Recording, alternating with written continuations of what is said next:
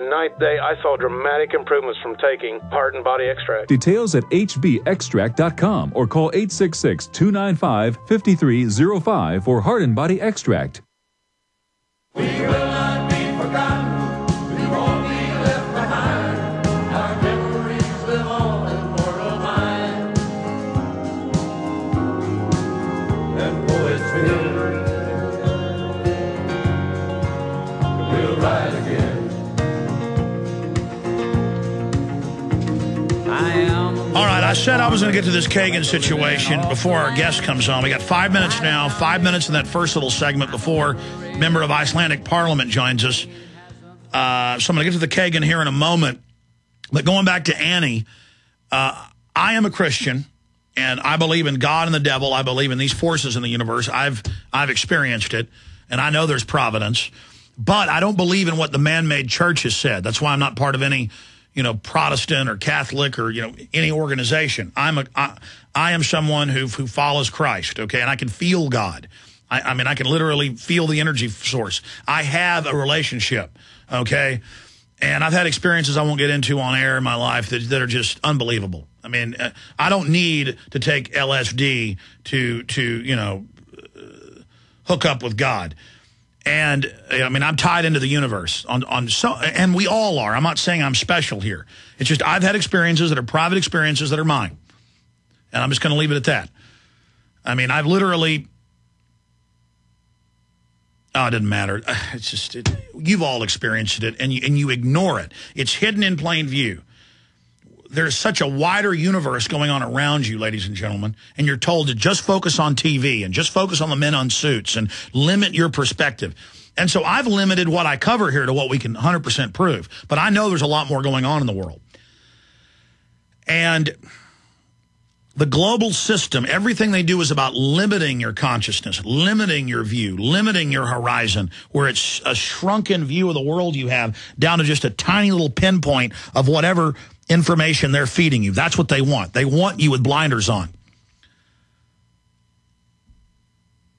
But I see a very destructive force in the church in the last 150 years with the Scofield Bible and things that came after it, where they say it's the end of the world. Christians are to just bunker in their houses and wait for the end of the world, and the worse things get, that's better because Jesus is coming. If you really read the Old Testament, New Testament, it's all about fighting evil, standing up against corruption, standing up for innocents, widows and orphans and children, and standing up against the kings of the earth and the corrupt priest who are always there working with the system to limit your relationship with creation, your relationship with God. Okay?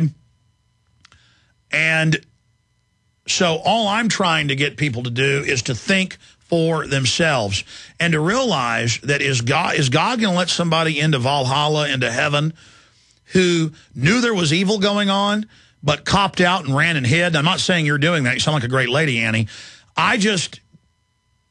They could fire up the Hadron Collider next month and destroy the whole Earth. They admit the mathematical equations show that that's a small possibility. Just like mathematical equations in 1900 showed they could build atomic bombs and nuclear reactors. And it could happen. Genetic engineering could get out of control next week, and this could happen. I mean, yes, the globalists are moving headlong towards things that statistically say we're going to have mass calamities and possibly total destruction. I mean, never before has man had powers to be able to turn the sea into something that's dead, or to be able to burn up a third of the earth, or kill a third of the people, or for the Antichrist to be seen worldwide at once by everyone on the planet. Through the air, communicating, his image projected worldwide and in the temple. I mean, yes, it's heavy stuff. It's not Nostradamus vague baloney. It's very specific. But regardless of what's coming and what's happening, is God going to like somebody who knows it's going on, who doesn't have courage, who doesn't speak up? Finish your point quickly, because I got to go to break and come back with the next hour, Annie. Anything else you want to add? This is where the Lord had told me to speak about standing up for the voiceless, the widows, the orphans, and the unborn. Oh, really? Is that what you were going to say? That's what I was. You stole my thunder, and I wanted to say, can I hold? Well, I'll tell you what. Stay there, because I don't want to cut you off again. Stay there. We're going to come back, but make your point, because I can tell you're breaking up there a little bit, choking up a little bit. Thank you for listening to GCN. Be sure to visit GCNlive.com today. You may be arrested and or subject to other police action. Tyranny is here. The grim future foretold in 1984 has become reality. It really says that the state is God. The United States is now recognized globally as one of the most oppressive police states on earth. This film conclusively proves the existence of a secret network of FEMA camps, now being expanded nationwide. This documentary exposes how the continuity of government program has established an all-powerful shadow state. Police State 4 chronicles the sickening depths to which our republic has fallen. Prepare to enter the secretive world of emergency dictatorship. Body scanners, sound cannons, citizen spies, stage terror, and cameras on every street corner. It's only the beginning of the New World Order's hellish plan. The police state isn't coming. It's here. Secure your copy today at Infowars.com or see it online in the highest quality at PrisonPlanet.tv. Waging war on corruption. Alex Jones on the GCN Radio Network.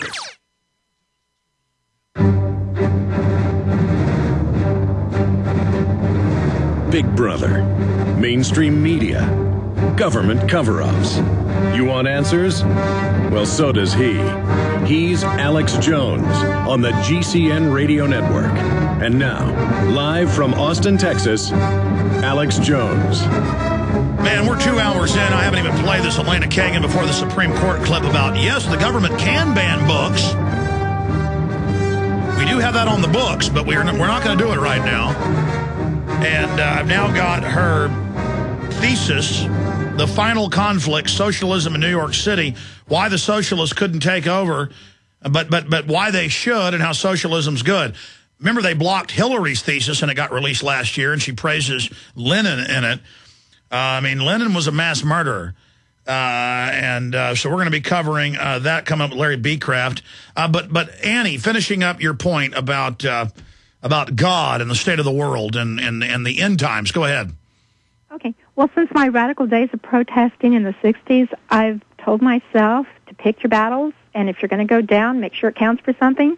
But reviewing my life and the purpose of life, you were saying I've come to see in my old age that that's just a cowardly excuse for not standing up. And I'd like to tell young people, stand up every chance you get and scream your head off at any injustice. Don't tell yourself to be quiet. Pick your battles and wait, because the chance may not come again. And I want to say I'm so proud of the young Chinese in Tiananmen Square and the young people in Canada recently for standing up. We old people should have done it a long time ago, and they wouldn't have to if we had done our job. Absolutely. Take care. We're going to go to more calls coming up, but I want to play this now, and I'll play it again towards the end of the hour and fully get into it. I meant to last hour, so I want to play it now. Here it is, Kagan's own words. It's fine if the law bans books because government won't really enforce it. And before we play it, here's the Reading Eagle article. This has also been in the Associated Press, that Bruce Shore sent an email to Senator Jim Bunning of Kentucky. He saw him on C-SPAN and was angry when Bunning complained that, gosh, he had missed the Kentucky-South Carolina basketball game because he had to be in Congress to debate an unemployment benefits bill. I was livid. I was just livid, recalled the 51-year-old Shore. I'm on unemployment, so it affects me. And in the indictment from the grand jury, this is the part that got him arrested and charged with felonies. Are you all insane? No checks equal no food for me. Do you get it? And for calling them insane, he violated the subsection of the Telecommunications Act of 1996.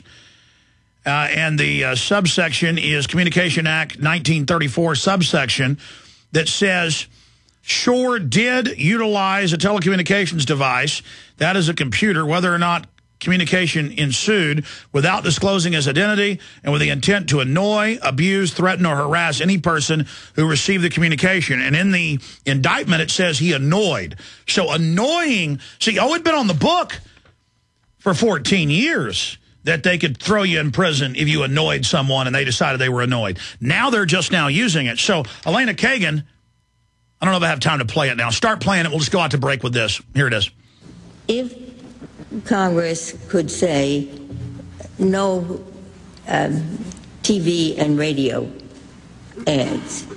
Could it also say no newspaper ads, no campaign biographies? The government's view is that although 441B does cover full-length books, that there would be a quite good as-applied challenge this is Ginsburg. To any attempt This is Kagan before the Supreme Court Solicitor General. And I should say that the FEC has never applied 441B in that context. So for 60 years, a book has never been at issue.